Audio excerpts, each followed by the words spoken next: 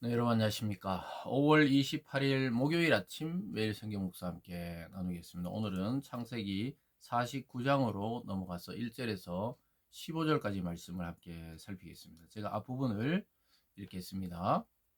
야곱이 그 아들들을 불러 이르되 너희는 모이라. 너희가 후일에 당한 일을 내가 너희에게 이르리라. 너희는 모여 들어라. 야곱의 아들들아 너희 아버지 이스라엘에게 들을지어다. 루벤아 너는 내 장자요 내 능력이요 내 기력의 시작이라. 위풍이 월등하고 권능이 탁월하다마는 물의 끓음 같았은즉 너는 탁월하지 못하리니 내가 아버지의 침상에 올라 더럽혔음이로다. 그가 내 침상에 올랐었도다. 아멘. 오늘 본문의 내용을 중심으로 다름이 진정한 하나됨의 시작이다. 다름이 진정한 하나됨의 시작이다라는 제목으로 하나님 말씀 증거하겠습니다. 이제 야곱은 늙고 이제 하나님의 부르심을 앞두고 있다는 사실을 깨닫고는 오늘 자기의 아들들을 다 불러 모았습니다. 요셉에 의해서 애굽 땅으로 왔던 모든 자기의 아들들을 불러서 후일에 당할 일, 즉 미래에 있을 일에 대한 예언을 하고 있는 모습을 보게 됩니다. 이것은 단순한 예언이 차원을 넘어서서 하나님의 언약의 축복과 또 그들의 갈 길을 미리 알려주고 있는 것입니다. 하나의 덕담이 아니라 이 말씀대로 야곱이 살아왔듯이 하나님의 언약의 가정인 야곱의 아들들의 그 미래까지도 하나님이 야곱의 입술을 통해 말씀해 주는 것을 알게 됩니다. 그래서 이들은 결국 이 예언처럼 12지파를 형성하고 하나님의 믿음의 공동체인 이스라엘 국가로 형성되게 되는 것을 보게 됩니다. 결국은 12아들의 그 다름이 하나의 공동체 연합을 이루고 또 오히려 다양성이 하나의 그룹으로 모여지게 되는 그러한 일들을 보게 됩니다. 우리가 이것을 교회 공동체에 적용해 보면요, 이 세상에는 수많은 교회들이 있습니다. 정말 이렇게 많아도 되나 싶을 정도로 우리나라 같은 경우도 교회가 많이 있죠. 근데 그 속에 들어가서 거기서 신앙생활하는 각각의 사람들을 보면 하나님이 다 필요해서 불렀다는 것을 알게 됩니다. 큰 교회, 중형 교회, 작은 교회, 개척교회 또는 뭐 대학 캠퍼스에서 하는 그 선교단체 모임들, 이 모든 각각의 그 그룹마다 하나님은 필요에 의해서 그곳에 세워놓은 것입니다.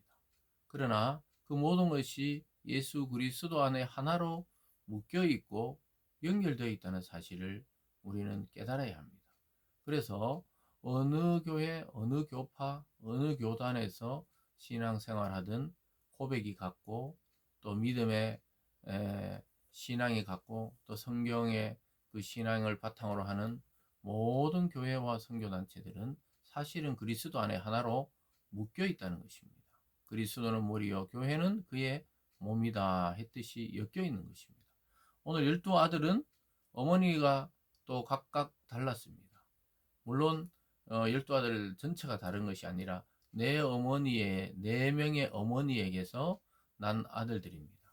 그런데 아버지는 야곱입니다. 이게 굉장히 중요한 것이죠. 가정의 머리인 야곱 한 명에 의해서 12아들이 다양성으로 생겨났던 것입니다. 그러나 그것은 아버지 야곱에게서 하나로 묶여 있는 것이죠. 그러면서 오늘 장자 루벤부터 해가지고 오늘은 이사갈까지 15절 이사갈까지 거기에 대한 이 예언들이 이어지는 것을 보게 됩니다. 그래서 첫 번째 루벤은 장자였지만 아버지의 침상을 더럽혔다. 왜냐하면 아버지의 첩이라하고 어떤 좋지 못한 관계를 맺었었기 때문에 그는 거기 보면요. 4절 끝에 아버지의 침상에 올라 더럽혔으므로다. 그가 내 침상에 올랐었도다. 그래서 권능이 탁월하고 뭐 여러 가지 있지만 물이 끓음 같았다. 너는 탁월하지 못하리니. 탁월하게 태어났지만 물이 끓는 것처럼 그냥 끓었다가 식는 것처럼 혈기와 욕망과 이런 걸로 넘쳐 있었기 때문에 자기 컨트롤을 하지 못했던 것입니다. 그래서 이게 미래에 당할 일들이죠. 내 침상을 올랐었기 때문에 네가 권능이 탁월하고 능력도 탁월하지만 결국 장자의 권한은 빼앗기게 될 것이라고 말하고 있습니다. 그리고 시므온과 레위는 이 자기들의 그 폭력성을 가지고 있었죠. 자기 누이 디나가 세겜성에서 참 그 추장의 아들에게 욕을 당하고 나서 그 성을 완전히 초토화시켜 버렸죠. 그것도 하나님의 거룩한 언약인 할례 언약을 통해 맺은 그 약속이 거짓말이었어요. 그래서 가서 완전히 그들을 죽여버렸기 때문에 그들에게도 그 폭력의 대가에 대해서 예언을 하는 것을 보게 됩니다. 거기 보면요, 끝에 7절에 그 노염이 혹독하니 저주를 받을 것이요 분기가 맹렬하니 저주를 받을 것이라. 내가 그들을 야곱 중에서 나누며 이스라엘 중에서 흩으리로다. 그래서 레위 지파는 한 마을 한 족속을 이루어 사는 것이 아니라 나중에 물론 하나님의 제사와 율법을 돕기 위한 그러한 지파였지만 그들은 각각 나머지 지파에 흩어져서 그들에게 율법을 가리키는 사람으로 나중에 보면 정말 레위 족속은 흩어져서 사는 것을 보게 됩니다. 그래서 힘을 모아서 대항하지 못하도록 흩어버리는 것을 보게 되죠. 그리고 넷째 아들 유다가 나옵니다. 유다는 넷째였지만 장자의 권한과 또 하나님의 풍요를 약속받게 됩니다. 6절입니다. 유다야 너는 내 형제의 찬송이 될지라 내 손이 내 원수의 목을 잡을 것이요 내 아버지의 아들들이 내 앞에 절하리로다. 유다는 사자 새끼로다. 내 아들아 너는 웅크린 것을 찢고 올라갔도다. 그가 엎드리고 웅크림이 수사자 같고 암사자 같으니 누가 그를 범할 수 있으랴. 사랑하는 여러분, 유다는 공동체를 떠나 굉장히 방탕한 적이 있었습니다. 그리고 이방 여인과 결혼하고 또 며느리 다말과의 관계에서 아이를 놓고 물론 그 며느리가 속여서 그 기업을 잇기 위해서 아들을 놓기 위해서 그랬지만 어쨌든 그런 방황 속에 있다가 돌아와서 그는 대변인이 됩니다. 누구의 대변인? 자기 형제들과 또 시므온과 또 베냐민이 잡혀 있을 때 자기가 대신 잡히려 하고 이러한 희생의 아주 아이콘으로 등장하게 되죠. 그랬을 때 오늘 그걸 다 하나님이 아시는 거예요. 그러면서 그는 사자 같다는 거예요. 누가 그를 대적할 수 있겠냐? 강력한 이 왕권을 시사하고 있습니다. 직접적으로는 10절을 보면요. 규가 유다를 떠나지 아니하며 통치자의 지팡이가 그 발 사이 떠나지 아니하기를 실로가 오시기까지 이르리니 그에게 모든 백성이 복종하리로다. 그가 실제적인 장자권을 수행하게 됩니다. 요셉은 영적으로 두 몫을 받아서 요셉도 장자의 그런 영적인 것을 누리지만 실제 왕권이 유다에게로 가고 있는 것을 보게 됩니다. 그래서 유다 지파에서 다윗이 태어나고 유다 지파에서 영원한 왕인 예수 그리스도께서 그 혈통을 따라 이 땅의 육체로 나게 된 것입니다. 그래서 하나님의 말씀은 참 이 노인 야곱의 그냥 덕담 정도가 아니라 그 입을 통해 예언의 말씀이 나아가고 있는 것입니다.